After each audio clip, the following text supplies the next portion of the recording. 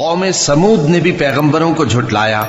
جب ان سے ان کے بھائی صالح نے کہا کہ تم ڈرتے کیوں نہیں، میں تو تمہارا امانت دار پیغمبر ہوں، تو اللہ سے ڈرو اور میرا کہا مانو، اور میں اس کا تم سے بدلہ نہیں مانگتا، میرا بدلہ رب العالمین کے ذمے ہے۔ کیا جو چیزیں تمہیں یہاں میسر ہیں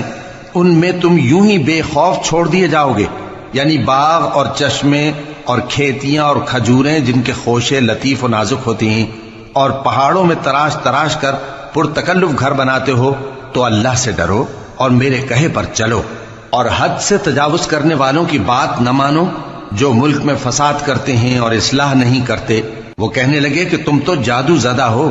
تم اور کچھ نہیں، ہماری ہی طرح کے آدمی ہو، اگر سچے ہو تو کوئی نشانی پیش کرو۔ صالح نے کہا دیکھو یہ اونٹنی ہے، ایک دن پانی پینے کی اس کی باری ہے اور ایک معین روز تمہاری باری، اور اس کو کوئی تکلیف نہ دینا، نہیں تو تم کو ایک بڑے سخت دن کا عذاب آ پکڑے گا۔ بالآخر انہوں نے اس کو مار ڈالا، پھر نادم ہوئے،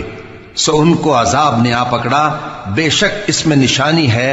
اور ان میں اکثر ایمان لانے والے نہیں تھے، اور تمہارا پروردگار تو غالب ہے، مہربان ہے۔